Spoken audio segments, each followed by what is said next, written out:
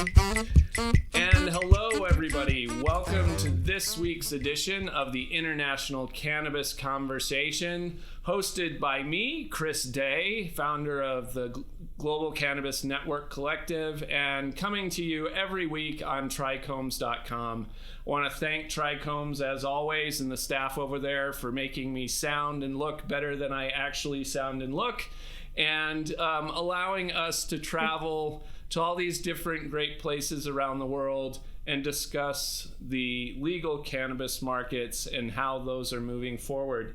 Today, I'm excited to be doing the first of a two-part series on Peru and the markets there. We have with us the team from Futura Farms in just outside of Lima. Jose Escalante is the CEO, and Daniela Injoque, sorry Daniela, I practiced that before and I still messed it up, who is the marketing manager for the company. So I want to welcome you both to the show today. Thanks so much for coming on. Thank you for inviting us. Thank you for having us. Of course. So I think first we'll start with you, Jose. Tell us a little bit about sort of how you came to be CEO at the company, and sort of an overview for people of what Futura Farms is really focused on, and the business model.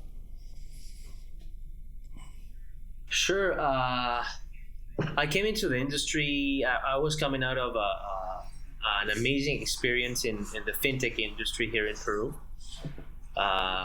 I had a company that pivoted a lot of times. We failed miserably, but it was an amazing experience because we learned a lot, and it actually helped me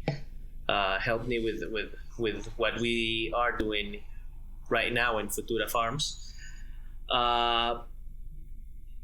A friend of mine that was in the industry and was a cannabis enthusiast invited me to join him in Futura Farms. As he told me, hey man, you have a business background, I don't. You know how to do business. Please join me and be the CEO of this company I'm trying to form. And I accepted, and here we are. We started Futura Farms in June 2019. Our first focus was to differentiate us by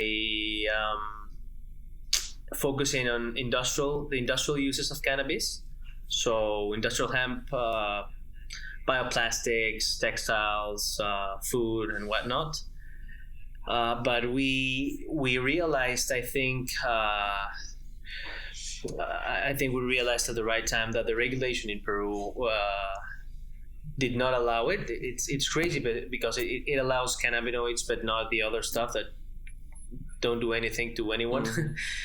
And we realized that and pivoted the company towards a more medical focus. And Daniela, as your role for marketing manager, I would assume it's part of that is to help communicate sort of what the market landscape actually looks like in Peru and how the company products fill that. How did you end up sort of running marketing for the company, and what are the communications challenges that you're seeing at the moment, both in the domestic market and, if there is one, internationally? Yes. Well, basically what we noticed when we started with the project was that there's a lot of stigma related to cannabis in the Peruvian market as well. It's a worldwide situation. Right. So what we decided to do was start educating our audience and start giving information not only regarding CBD, THC, and their potential, but also what cannabis and hemp what is developed with cannabis and hemp in an industrial sort of way. We took this focus in kind of normalizing the use of the name cannabis and marijuana, just because there shouldn't be a negative connotation with these words. when there's so many good things coming out of it and so many investigations going on. So that is basically what we're doing in our communication.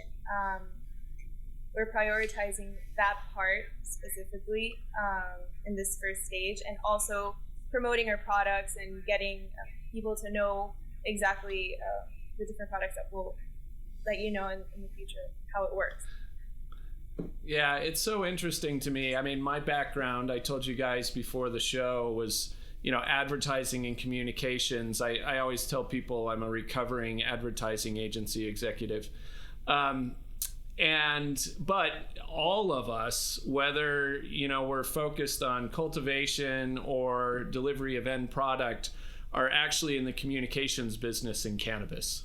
Because more than anything else, it's about that whole educational piece and reprogramming the global mindset that, a responsible, well-informed industry can actually deliver great value. So it's a recurring theme for almost every country that we talk to, and the folks that are tip of the spear in each market, like yourselves, have huge jobs, but also huge opportunity, right? So,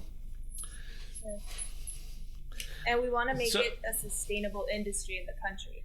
So that's why we want to build this foundation and normalize it, so it'll be possible, and it won't just be like something that's going to be there for a couple of years. So right. Jose, when you guys talk about sustainability in the marketplace and wanting to build a company that really helps to do that, how do you define sustainability? I think for many people it shifts a little bit, whether that is focusing on sustainable agriculture projects, sustainable profitability, making sure employees are treated well. What's your focus and definition for that with Futura Farms? So I believe that that sustainability is a three-legged word. You have to be economically or financially sustainable, because if you're not, then you'll go out of business faster than you think.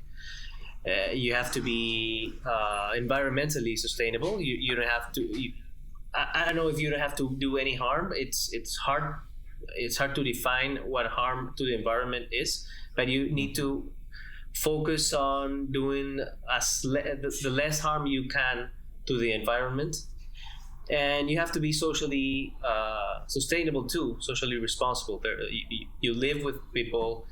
You're in an industry, especially in Peru, which is it's a medical industry. You're dealing with people's health, and you have to keep that in mind and realize that you need to help people and need to take that into account when you do anything in the business. I don't know if I make myself clear. Yeah, no, for sure. I was having a conversation a couple of weeks ago with another company out of Australia, actually, and we did a whole piece on patients first, right? The idea of sort of conscious capitalism, where yes, you want to make money, but if you put sort of the patient first and what their needs are, then the money comes. And I think, unlike many industries, cannabis has a great opportunity to hold that close to the center in ways that many others, the opportunity is long gone. And so we have to all defend it as much as we can. Right. And that's why we wanted to focus at first in industrial hemp, because besides all the good things that cannabis or cannabinoids give us, you can start having a great impact in people's lives if you give them sustainable materials or sustainable foods that are actually better for yourself, that the food you're actually eating or the plastic you're consuming if you sell things that are recyclable, reusable, and will disappear at some point in your lifetime, right, that'll be great. Yeah, and of course, for those who don't necessarily track all the linguistics floating around the industry, the idea of industrial hemp being a regenerative crop is an important piece of that. Unlike a lot of other agricultural products, hemp actually in a lot of ways contributes back to the earth and the planet, in addition to being very contributory to these products. So the fact that we aren't like converting more land over to hemp that's currently got other crops is a bit of a travesty, but we're getting there. Yes. I think so. One thing that is interesting about Futura Farms is that taking that whole concept of sustainability, we did a study and we wanted to see how we could maintain and maintain this industry in Peru, like what was needed. So that same three-legged idea was conceptualized into Futura Farms, and we have three different concepts. One is education, where we have to educate the doctors so they know about cannabis, medical cannabis, the potential it has, and the health benefits. We want to also, we also have Organical, which is our online platform that connects doctors with patients that are looking for this kind of treatment. And finally, we have the product, because one of the barriers that we have in the country at the moment is that there is a big informal market. So what we wanted to do was bring this very, very like high quality product for our patients, so that they wouldn't have this bad concept. Maybe they got a product that wasn't actually cannabis, and they're like, oh no, cannabis doesn't work. So we really wanted to get the whole cycle of the industry in Peru, so it would be a sustainable environment or industry. Sorry. Yeah, I love that. I mean, in the next podcast that we do on Peru, we're going to be talking about sort of the cultivation piece and testing and that kind of thing. With you guys, it's really interesting because you're on the other end of the supply chain, and you're really trying to take those products, educate the practitioners, and deliver to the consumers. And when we were doing the briefing, it cracked me up that everybody's got a different name for the gray market and the black market. I like the informal market reference that you use. But it is to me one of the greatest challenges in all the markets, right? Is figuring out how do you make the opportunity to purchase through legal, informed channels easier for consumers than just buying off the street somewhere while markets mature. So I love the fact that you've created this platform to marry patients with practitioners. That's actually the first time I've heard that.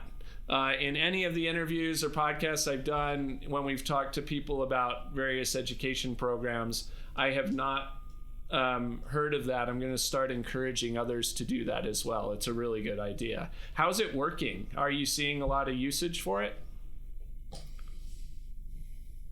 We are. We are growing exponentially. Actually, we are finding that people that find out. I mean, not everybody, almost nobody in Peru knows that cannabis is legal. Medical cannabis is legal. So our first challenge is to educate people and let them know that it is legal, and let them know what can cannabis do for them.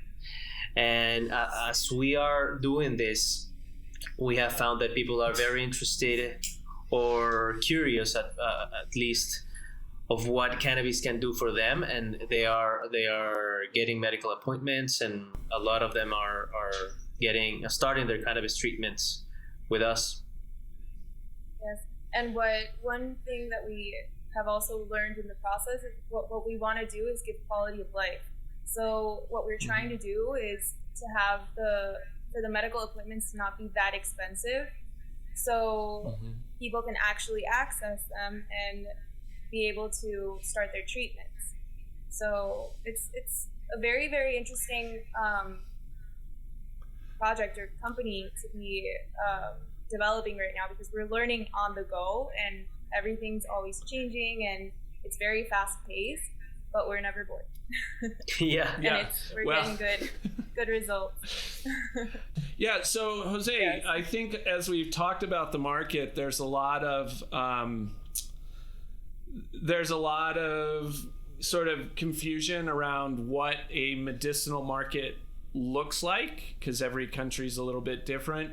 So it would probably be helpful for the listeners if you'd lay out what it looks like in Peru. What is that medicinal market? What is legal? Sure. And how is it structured? Sure. The Peruvian cannabis market is prescription driven. So you need to go through a medical appointment, get a prescription in order to buy your products. You also need to register yourself in the Ministry of Health. It's super simple. You just fill your information and you get registered as a cannabis patient. Any MD can prescribe cannabis. He or she does not have to have any special certification to prescribe cannabis in Peru. And once you get registered and once you get your prescription, you have to go to a licensed pharmacy. So not all pharmacies are licensed to dispense cannabis. There are a bunch. I believe there are around 40 to 50, maybe more. They're growing by the day. The number of licensed pharmacies. And yeah, that's basically it. It sounds simpler than it is, but it's not that complicated either.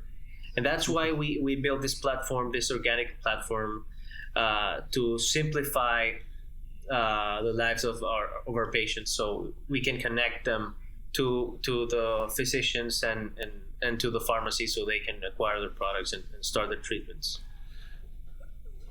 Do you find that most of the pharmacies are sort of located, say, in main population centers, and thus it's hard to access for some groups, or are they pretty well spread out throughout the country? They're not. I'm pretty sure that around 95 or even more percent of pharmacies, of licensed pharmacies, are in Lima. So Lima represents almost a third of the Peruvian population. And there are a bunch of pharmacies that are getting licensed in other parts of the country, but we have a way to go still. Yeah.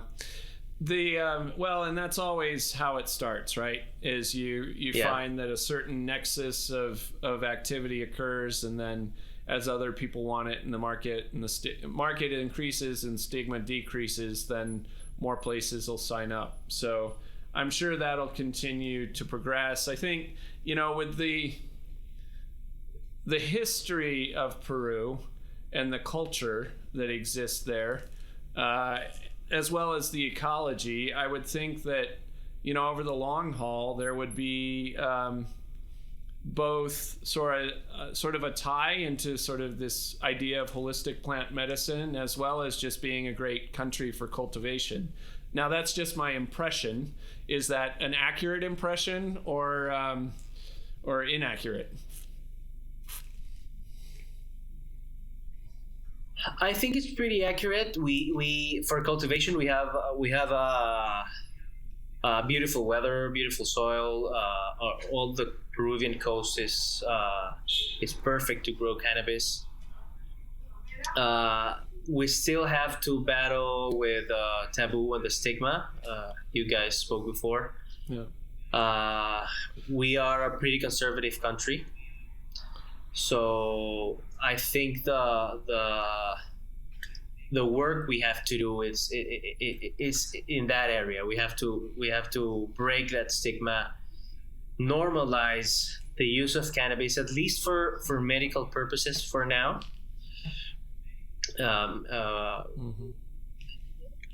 Make people understand that this is not the devil, that if you consume a little bit of CBD or THC, you will not end up living under a bridge or something. And this is actually of a lot of help to a lot of people that suffer from a lot of ailments that can be treated with cannabis.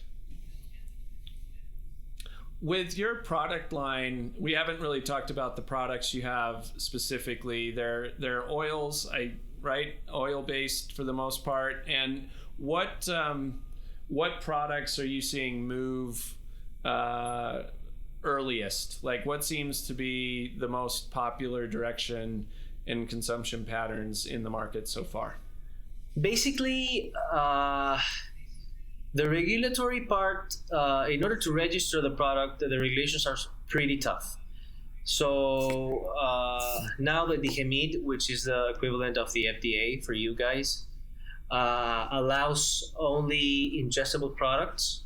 So capsules, pills, tinctures, and oils, and that kind of stuff. They're not allowing edibles such as gummies. As of now, they don't allow for smoked cannabis or vaporized. We're trying to change that. And the easiest way to get product in the market is through what we call fórmulas magistrales, or magistral formulation or compounding. So we sell the raw material, the cannabis extract, to the pharmacies, and the pharmacies just mix it with other stuff and give you the tincture.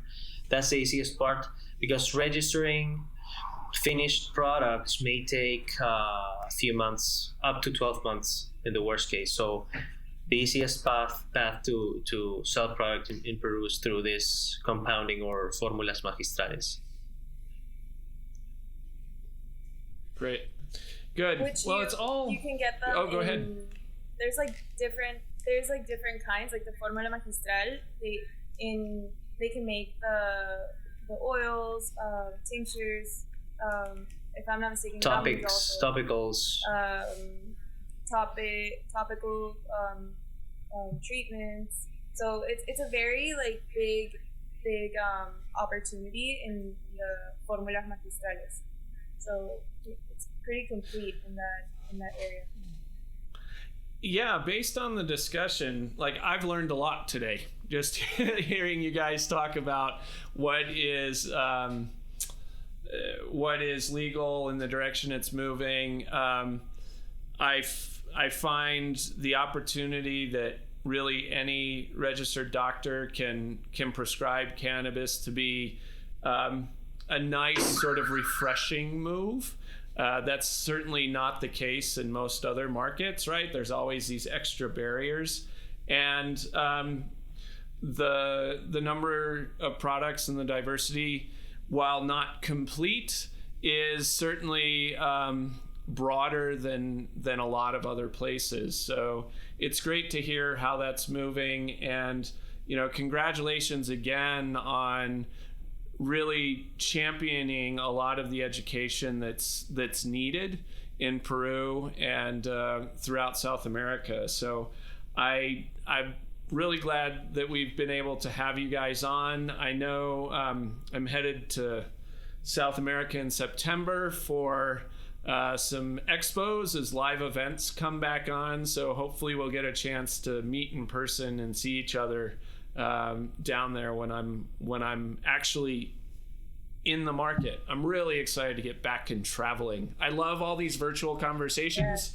They're wonderful, but a nice handshake and a dinner cannot be replaced by a podcast call. So hopefully we get a chance to do that soon.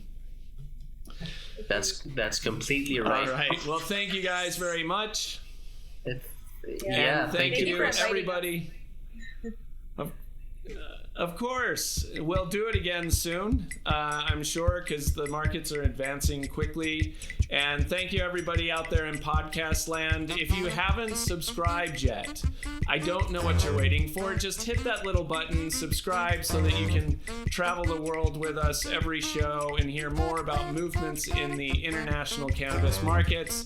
Thanks again, Jose and Daniela, for joining us from Futura Farms. And until next time, everybody, have a great week.